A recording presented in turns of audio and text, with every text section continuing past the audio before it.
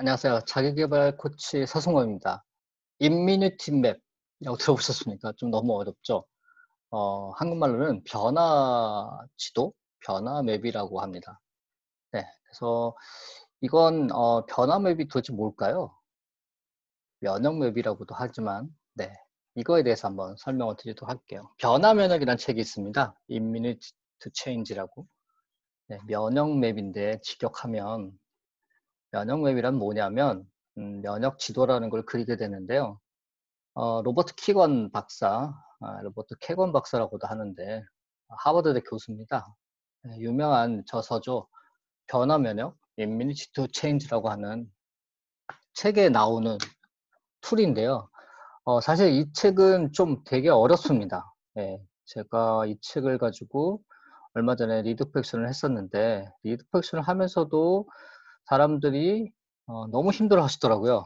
그래서 제가 좀처럼 리드펙션에서는 그런 방법을 취하지 않는데 미니 특강 형식으로 이 변화 면역에 대해서 특히나 예, 이 면역 맵에 대해서 미니 특강처럼 설명을 드리고 그리고 리드펙션 했던 기억이 있습니다.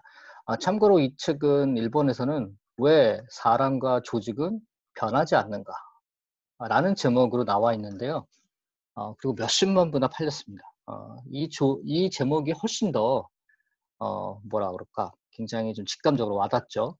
어쨌든 이 변함이라는 책은 아주 중요한 책입니다. 사실은. 근데 한국에서는 별로 잘 안 알려져 있고 심지어 올해 4월 정도까지는 이 책이 완전 절판이었습니다. 그래서 심지어 알라딘 중고서적에서 최소 7, 8만 원 정도 했던 상당히 비싸게 팔렸던 책이고 다행히도 올해 4월경에 다시 제 개정판으로 나왔기 때문에 제가 이걸 가지고 바로 리드표시를 했었는데요.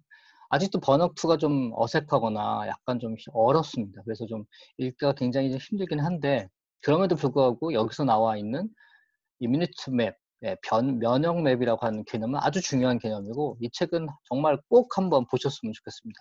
이 책으로 인해서 변해하는 사람이 정말 많고요. 또 이 책은 제가 하고 있는 퓨처 회화보다 아주 깊은 관계가 있습니다. 그래서 한번 제가 유튜브로 설명을 드리고자 합니다. 변하고 하고 싶어도 변할 수 없는 사람들이 많죠. 도대체 왜 그런 사람들은 혹은 조직은 변하지 못하는 걸까요? 그런 심리적인 딜레마, 그 심리적인 딜레마가 있습니다. 그 심층 구조가 도대체 뭔지 이걸 한번 살펴보고 변화에 사람들은 굉장히 저항을 합니다. 그게 일종의 어떤 면역 체계처럼 우리 몸에 있는 면역 체계처럼 비슷하다는 거죠. 그래서 면역 체계를 객관적으로 보게 해주는 장치가 면역 맵인데 이걸 한번 보도록 하겠습니다. 면역 맵의 작성법은 간단합니다. 작성법은 간단한데 막상 이거를 작성하려면 쉽진 않다는 거죠. 네, 우선 계산 목표인데요. 지금 내가 하고 있지 못하는 근데 잘하고 싶은 것 뭔가 혹은 어떤 원하는 상태 그런 것을 한번 써보는 겁니다. 내가 이런 거를 좀 한번 해보고 싶다. 잘하고 싶다. 뭔가 개선해야 될 목표를 쓰는 거죠. 그렇게 되기 위해서 어떻게 해야 할지를 간단하게 적는 겁니다. 개선 목표는. 개선 목표는 그렇게 어렵지는 않고 보통 이거에 대한 설명을 드리고 써보라고 그러면 대부분 씁니다. 왜냐하면 본인이 원하고자 하는 뭔가 내가 개선하고 싶은 목표는 다 갖고 계시니까요. 두 번째, 자, 그럼 두 번째는 방해 행동인데요. 저해 행동이라고도 합니다. 이 개선 목표에 대해서 그 개선 목표를 자꾸 방해하는, 저해하는 행동을 말하는 거예요. 내가 이렇게 변하고 싶은데 그것과는 실제 반대되는 행동을 계속 하게 되는 거죠. 나도 모르게. 네. 그래서 그게 방해 행동이고요. 여기까지는 되게 다 보통 잘 쓰십니다. 그런데 세 번째, 이 이면의 목표라는 게 있는데요. 이 이면의 목표가 생각보다 어렵습니다. 그래서 바로 쓰시는 분도 계시지만 바로 쓰지는 못하고 몇 주 후, 몇 달 후에나 돼서야 겨우 이걸 발견해내는 경우도 있고요.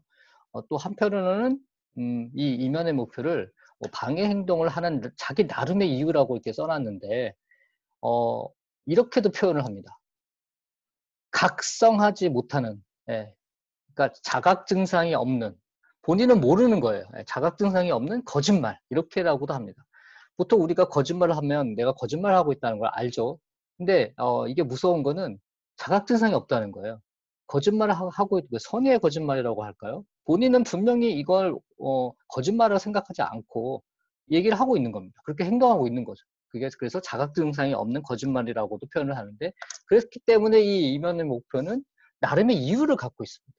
그래서 굉장히 좀 이걸 찾기가 좀 어렵죠. 어, 이걸 아드라 심리학에서는 목적론이라고도 하는데요. 그 목적론하고도 좀 비슷합니다. 예를 들어서 학교에 가기를 싫어하는, 등교를 거부하고 있는 학생이 있었다고 해요.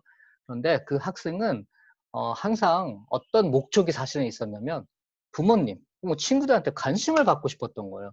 관심을 받고 싶었기 때문에 학교를 가는 걸 거부했다는 거죠.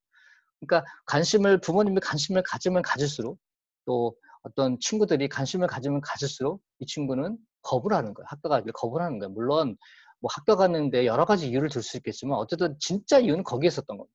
그러니까 아무리 학교를 가라, 제발 가라, 왜 안 가니, 이렇게 상태를 살펴보고 관심을 가지면 가질수록 자꾸 더 멀어져 가고, 왜냐하면 자기는 목적을 달성했거든요. 내가 학교를 안 가므로 인해서 관심을 가져주니까.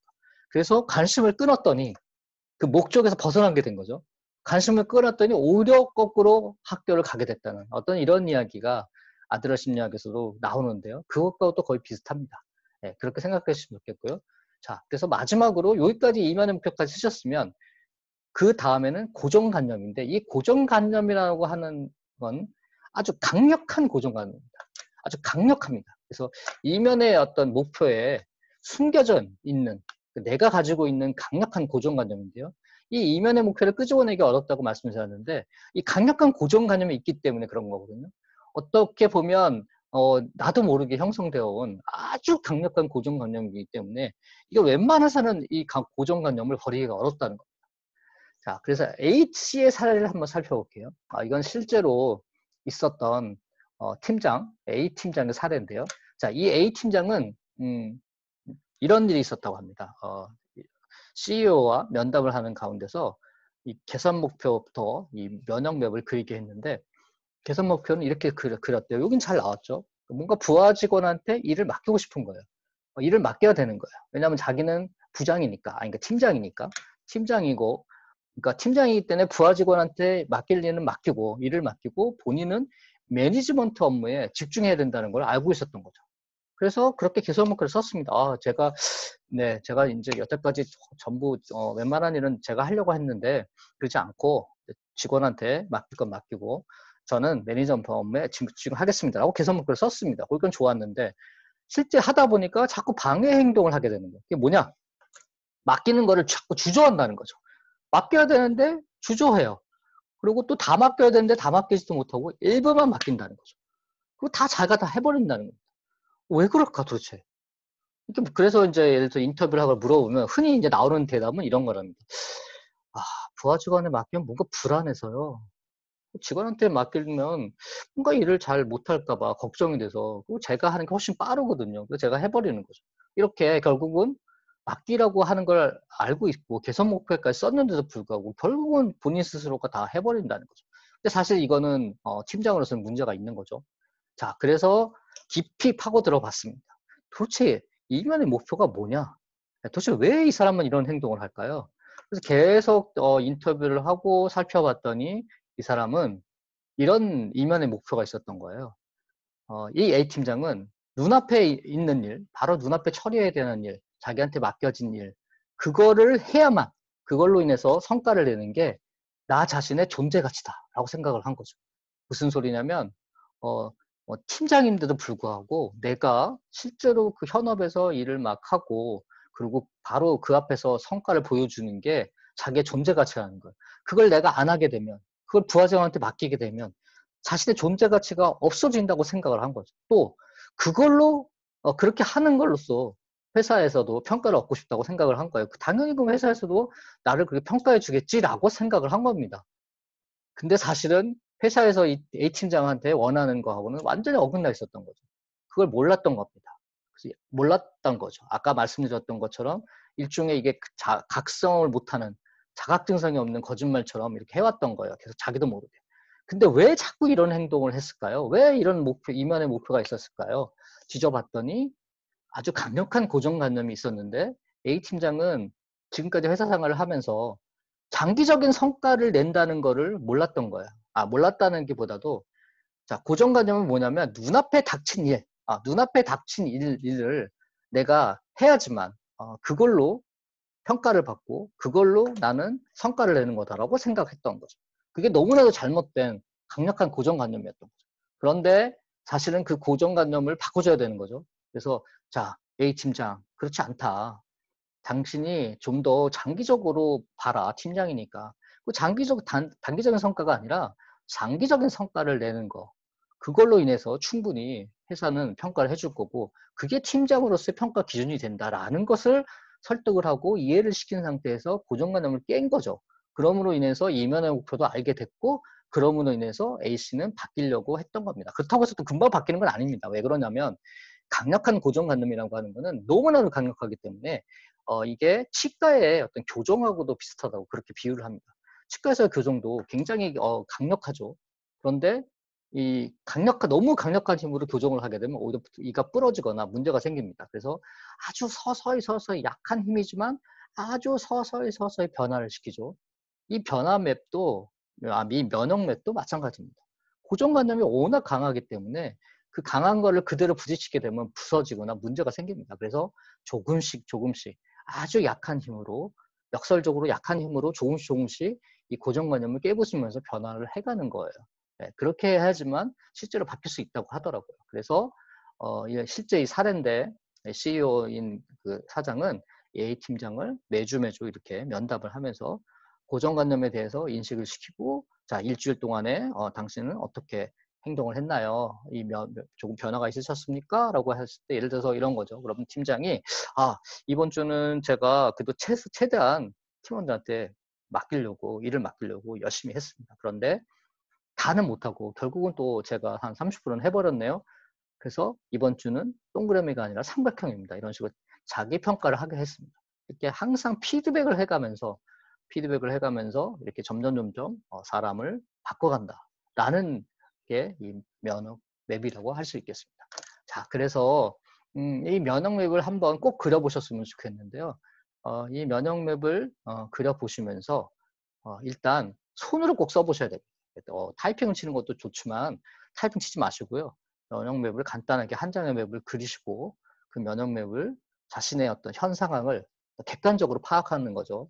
메타인지아주 도구로서도 아주 좋다고 생각을 하는데요. 그래서 이 면역 맵은 사실은 퓨처 맵하고도 아주 깊은 연관이 있습니다. 그래서 그건 나중에 좀 설명을 드리도록 하겠습니다. 그런데 일단 이 면역 맵을 제대로 그리게 되면 미처 알지 못했던 나 자신의 내면을 발견하게 됩니다.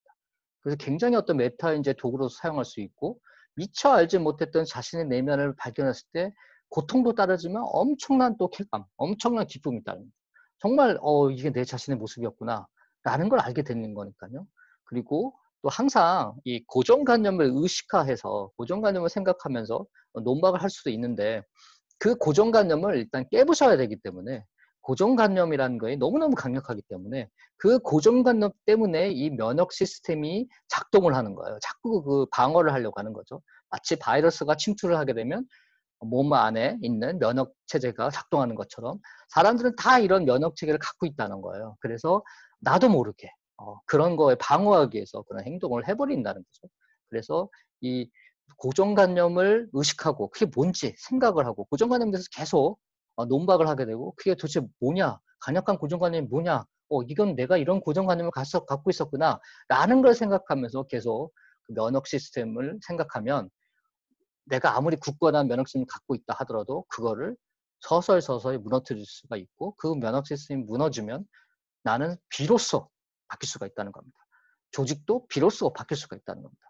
사람과 조직이 왜 변하지 못하냐 하면 이 면역 시스템이 작동하고 있기 때문인데, 이걸 그 키건 교수가, 하버드 키건 교수가 수십 년 동안에 걸쳐서 연구를 한 거고, 그거를 일종의 보고서처럼 책으로 만들어낸 겁니다.